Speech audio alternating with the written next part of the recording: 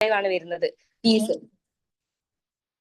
ഇത് കഴിഞ്ഞ ഇയർ 8,500 ആയിരുന്നു ഒരു ഇയർ. അത് ഈ വർഷം ഫീസ് കൂട്ടിയതാണ്.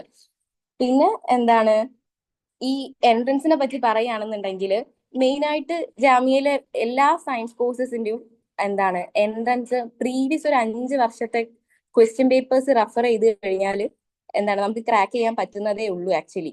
ഇപ്പം കഴിഞ്ഞ വർഷം വരെ നടന്ന കോഴ്സ് നമ്മുടെ എൻട്രൻസ് എക്സാം സയൻസിന്റെ കേസിൽ അനലൈസ് ചെയ്യുകയാണെന്നുണ്ടെങ്കിൽ നമുക്ക് ജസ്റ്റ് ആ ഒരു 5 വർഷത്തത് നോക്കിയാൽ തന്നെ നല്ലൊരു ഫസ്റ്റത്തെ ലിസ്റ്റിൽ തന്നെ കയറാൻ പറ്റുന്ന രീതിയിലുള്ള മാർക്സ് നമുക്ക് സ്കോർ ചെയ്യാൻ പറ്റും. ഇപ്പം മെയിൻ എനിക്ക് തോന്നുന്നു ഇനോർഗാനിക് കെമിസ്ട്രി ഒക്കെ നമ്മുടെ ഈ എൻട്രൻസിൽ ഭയങ്കര സിമ്പിൾ ആയിട്ട് ബേസിക് ക്വസ്റ്റ്യൻസേ ചോദിക്കുന്നുള്ളൂ. കുറച്ചുകൂടെ ട്വിസ്റ്റഡ് ആയിട്ട് വരുന്നത് ഓർഗാനിക് കെമിസ്ട്രിന്റെ ആ ഒരു പോർഷൻ ആണ്.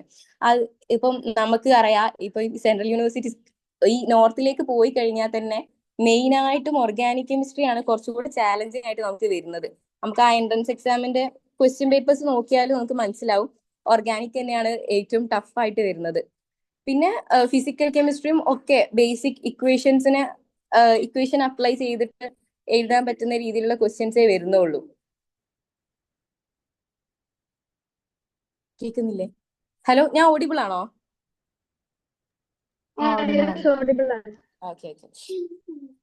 പിന്നെ അതുപോലെ എന്താണ് പിന്നെ നമ്മുടെ സ്പെഷ്യലൈസേഷന് ഓരോ വർഷത്തെ ഡിമാൻഡ് അനുസരിച്ചിട്ടാണ് നമ്മൾ ആ സ്പെഷ്യലൈസേഷനിലേക്ക് ആവുക.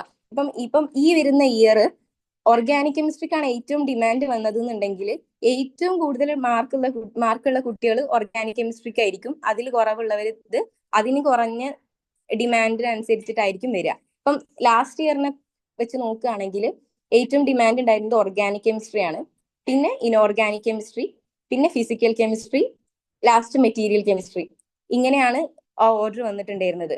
പിന്നെ നമുക്ക് ഇവിടെ ജോയിൻ ചെയ്ത് കഴിഞ്ഞതിന് ശേഷം നമുക്ക് ഇതേപോലെ തന്നെ വേക്കൻസിക്ക് അനുസരിച്ച് ട്രാൻസ്ഫർ ഒക്കെ പോസിബിൾ ആണ്. പിന്നെന്താണ് പറയാന്, മെയിനായിട്ട് തന്നെ സിലബസിന്റെ കേസിൽ പിന്നെ കറക്റ്റ് ആയിട്ടുള്ള എൻട്രൻസിന്റെ സിലബസ് അറിയണമെന്നുണ്ടെങ്കിൽ നമ്മുടെ MSFന്റെ ഹെൽപ്പ് ഡെസ്കിൽ നമ്മളെല്ലാം എന്താണ് പ്രൊവൈഡ് ചെയ്തിട്ടുണ്ട് കറക്റ്റ് ആയിട്ടുള്ള സിലബസും കാര്യങ്ങളും. ബട്ട് ഞാൻ പിന്നെയും പറയും, ഫസ്റ്റ് നിങ്ങൾ പ്രീവിയസ് ഇയർ ഒരു 5 വർഷത്തെ പ്രീവിയസ് ഇയർ നോക്കിയിട്ട് ബാക്കിയുള്ള സിലബസിലേക്ക് കടന്നാൽ മതി. അതായിരിക്കും നമുക്ക് ഏറ്റവും കൂടുതൽ ടൈം ലാഭിക്കാനും അതുപോലെ കുറച്ചുകൂടി ഈസി ആയിട്ട് എൻട്രൻസ് ക്രാക്ക് ചെയ്യാനും നമ്മളെ ഹെൽപ്പ് ചെയ്യാം. പിന്നെ നമ്മുടെ ഫെസിലിറ്റീസിലേക്ക് വരികയാണെന്നുണ്ടെങ്കിൽ ഇപ്പം കെമിസ്ട്രി ഡിപ്പാർട്ട്മെന്റിന്റെ കേസ് പറയുകയാണെന്നുണ്ടെങ്കിൽ ഒരു ഓക്കെ എന്നൊരു രീതിയിൽ എനിക്ക് പറയാൻ പറ്റുള്ളൂ. കാരണം ടീച്ചേഴ്സ് ഒക്കെ ഒരുപാട് പേപ്പേഴ്സ് പബ്ലിഷ് ചെയ്യുന്ന ഒരുപാട് നല്ല റെപ്യൂട്ടഡ് ആയിട്ടുള്ള ടീച്ചേഴ്സ് ആണ്. നന്നായിട്ട് അപ്രോച്ചബിൾ ആണ്. ഇപ്പം നമ്മൾ പലതും കേൾക്കുന്ന പോലെ ടീച്ചേഴ്സിന്റെ ഭാഗത്തു നിന്നുള്ള സ്ട്രെസ് അങ്ങനത്തെ കാര്യങ്ങളൊന്നുമില്ല. ടീച്ചേഴ്സ് ഒക്കെ ഭയങ്കര ഫ്രണ്ട്ലി ആണ്. എപ്പോഴും നമ്മുടെ ഡൗട്ട് ക്ലിയർ ചെയ്യാനും നമുക്ക് എന്ത് ഹെൽപ്പിനും വേണ്ടി നമ്മളുടെ കൂടെ നിൽക്കുന്ന ടീച്ചേഴ്സ് ആണ്. നമുക്ക് റെഫർ ചെയ്യാനും റെക്കമെൻഡേഷനും ഒക്കെ ഭയങ്കര സന്തോഷത്തോടു കൂടി നമ്മൾ എല്ലാത്തിനും കൂടെ നിൽക്കുന്ന ടീച്ചേഴ്സ് ആണ്. ബട്ട് ഇപ്പൊ ഡിപ്പാർട്ട്മെന്റിലെ ഇൻസ്ട്രുമെന്റേഷൻസും ഫെസിലിറ്റീസിലേക്കും വരുമ്പം ചെറുതായിട്ട് ബാക്കിയുള്ള സെൻട്രൽ യൂണിവേഴ്സിറ്റീസ് വെച്ച് നോക്കുമ്പോൾ ഇപ്പൊ ഹൈദരാബാദ് ഒക്കെ വെച്ച് നോക്കുകയാണെന്നുണ്ടെങ്കിൽ അത്രയ്ക്കൊന്നും പോവില്ല. ബട്ട് സിലബസ് ഒക്കെ പക്ഷെ ഒരു സ്ട്രെസ് ഫ്രീ ആയിട്ടുള്ള ഒരു എൻവയോൺമെന്റിൽ പഠിക്കുക എന്നുള്ളതാണ് നമ്മുടെ ലക്ഷ്യം എന്നുണ്ടെങ്കിൽ ആക്ച്വലി ജാമ്യ ഒരു ബെസ്റ്റ് ഓപ്ഷൻ ആണ് കെമിസ്ട്രി ഡിപ്പാർട്ട്മെന്റ്. കാരണം നമുക്ക് അതേപോലെ തന്നെ ഈ അക്കാഡമിക്സ് കൊണ്ടുപോകുന്നതോടൊപ്പം തന്നെ നമുക്ക് വേറെ എന്തെങ്കിലും കോച്ചിങ്ങും കാര്യങ്ങളും അതുപോലെ ഇനിയിപ്പം നെറ്റ് കോച്ചിങ് ഒക്കെ നോക്കുകയാണെന്നുണ്ടെങ്കിലും നമുക്ക് അതൊക്കെ ഫോളോ അപ്പ് ചെയ്ത് കൊണ്ടുപോകാൻ പറ്റും. കാരണം അത്രയും സിലബസ് ഉള്ളൂ കമ്പയർ ചെയ്ത് നോക്കുമ്പോൾ.